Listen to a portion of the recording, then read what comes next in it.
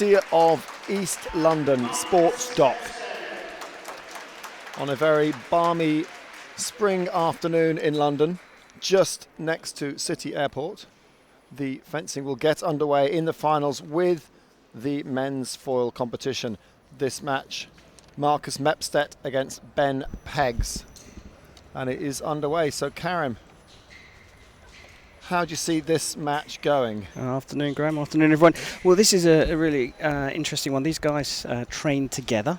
They both fence under the tutelage of Andrei Kliushin, the British fencing's head coach, and they know each other really, really well. I had a quick chat with both of them beforehand, and Marcus, very confident, said, listen, I'm just going to enjoy myself, and because they know each other so well, he's going to try and feel his way into the fight. It's all about knowing what's working for him on the day.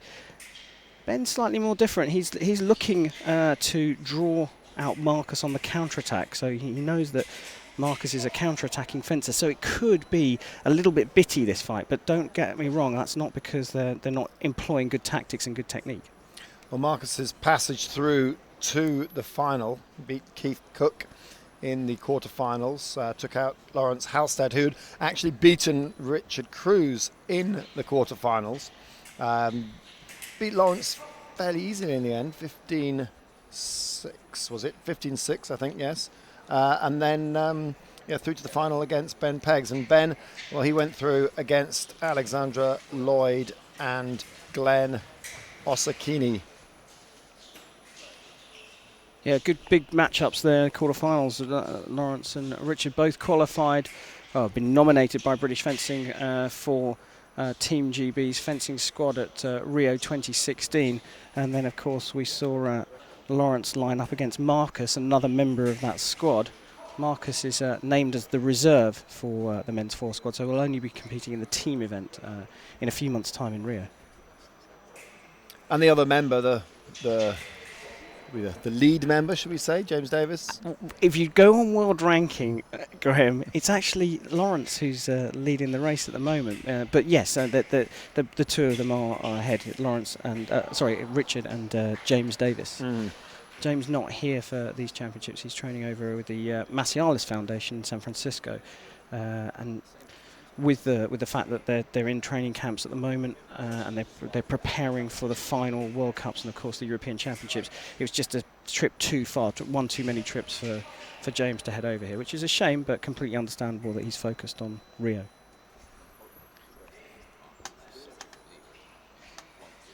It's actually the first time that the men's foil team have qualified for an Olympic Games since the qualification was brought in 1992 after the Barcelona Olympics. And that was when the breakup of the Soviet Union added so many more different nations into the Olympic program, and qualification became so much more difficult. Yeah, absolutely. Like you say, 1992 was the last team that qualified. We have qualified individual fencers in every Olympics since then, but no teams. And just to clarify, we had a team in London. We had two teams in London, but they were comprised of fencers that were using the host nation places. So Natalia Shepherd and Richard Cruz qualified by right, and then the rest of the squad pulled together through host nation places. So Marcus worked early on the counter-attack and has built a small lead, but he's able now to develop his own attack as well. Ben's got his work cut out for him here. This is exactly what Ben said he was going to do. Push Marcus to the back line and draw him out. Try and get him to counter-attack and pick up. It's a second intention move, we call it in fencing.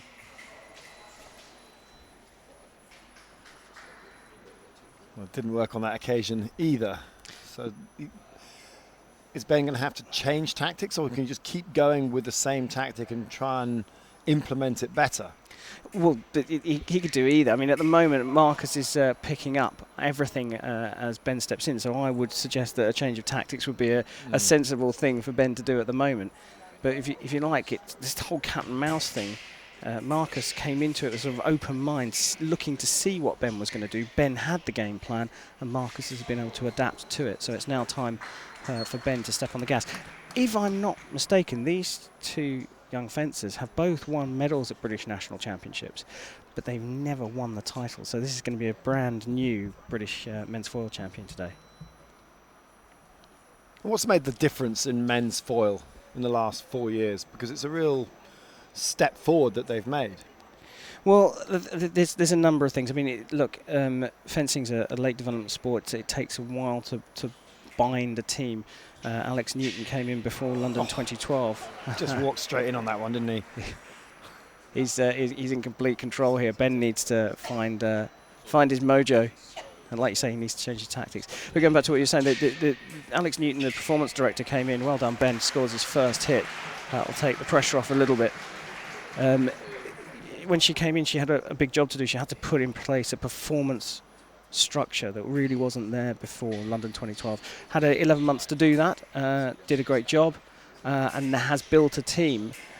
There've been some bumps in the road along the way. James going off to San Francisco, it was one of them. But if you look at how that team have now responded to that, the comeback of Lawrence Halstead as well has had a big influence. And the new head coach, Andrea Kalushin, coaches both of these young guys.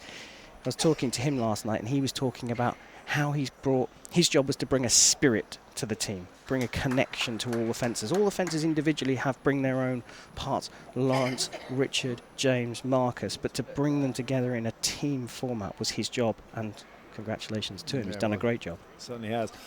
As they go into their minute break, what can Ben Peggs do about the situation that he's in?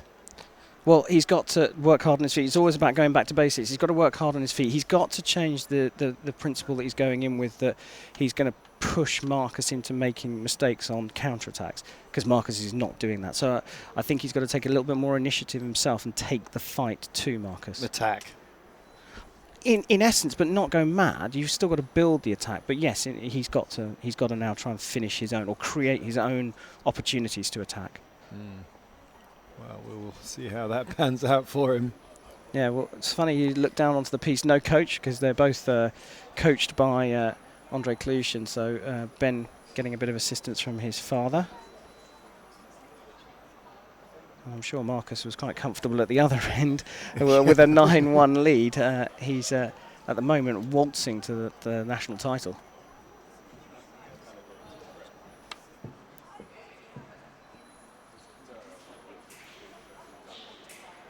In the build-up to the Olympic Games in Rio, how important is it for the fencers to find a peak? Would you try and maybe not over-compete going into the Games, or is it really important to be sharp and match ready? Well, look, of course, being an individual sport, I know there's a team element to it, but being an individual sport, you do often find peaks and troughs within one day of fencing. And clearly they'll be looking to peak for Rio. But you've got the all-important factor that ranking as an individual and ranking as a team does play a fact in who you draw at the Olympic Games.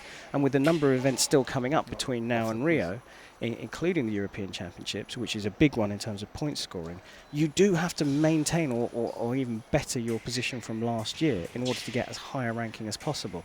So it's about peaking maybe 2-3 times in the run-up to the Games, as well as then peaking for the Games themselves. But there's a big break between the last competition and the Olympics, so there is time to taper, if you like, for the Olympic Games. Peggs scores another point there to bring it to 10-2, but lots of work to be done from the 25-year-old from London.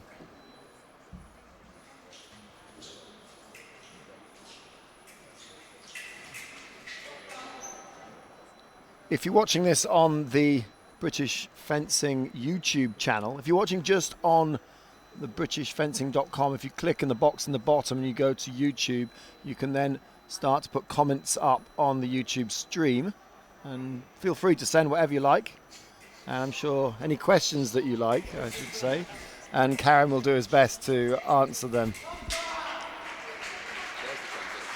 As Ben notches up another point.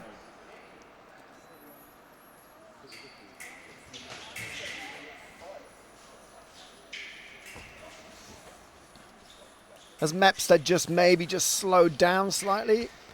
Or is Ben just starting to starting to work out and be a little bit more clever with the tactics. Well, it's what you're saying earlier on. What was he going to do? He's had to come out and take the fight to Marcus, and Marcus has, as you can see, has now responded to that. He's now had to up his pace, but it's this whole thing about changing tactics in fight, in situ, and you're here with no coach to support you. These guys are doing it on their own. But for me, Marcus has taken this commanding lead, and Ben won't stop fighting, but it's a pretty devastating blow to go sort of 6-0 down, 7-0 down against your teammate who you train with every day. You kind of know what's coming at the end of that. Well, I guess it frees you up though, doesn't it? And you start to fence without fear because you kind of think you've lost already, or you've now got nothing to lose. Well, there is that. I mean, it swings and roundabouts though, because I would much rather be in the other position of being in the lead, because then you feel you've got real confidence. Just getting the slow-mo replay of this one.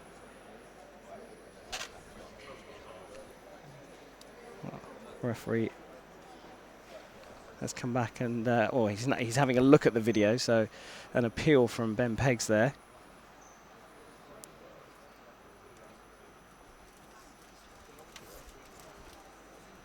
Refereeing this particular match is Mihai Rascu.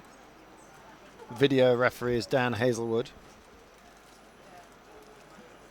The assesseurs are Chris Lennon and Lynn Melia.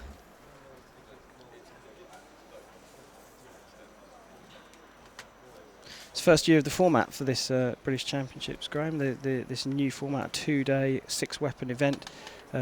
Yesterday they had all the preliminaries and we were down to just 16 fencers in each of the 6 weapons there, and now we have this beautiful gala final. Good old look at the replay there.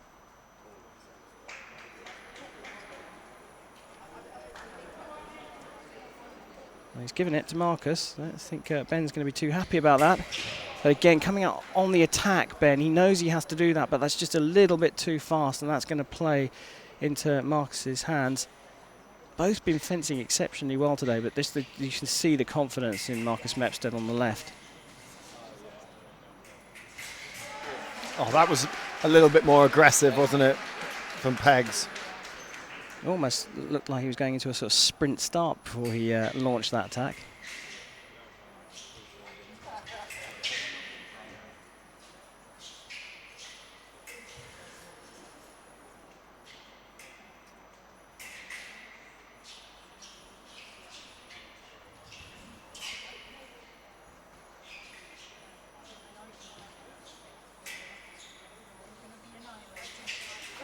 Pushing him right onto the back line.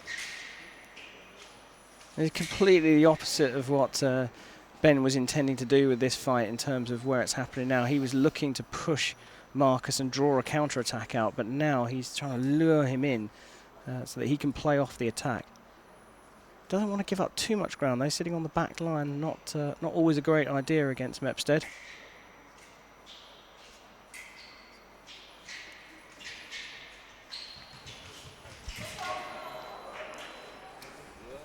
And again, it's the counter-attack from Mepstead that's winning the day. A bit too fast again from Ben this time.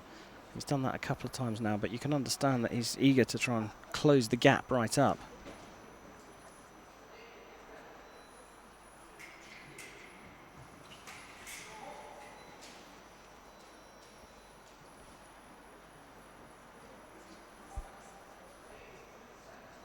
So the score stands as 14-5.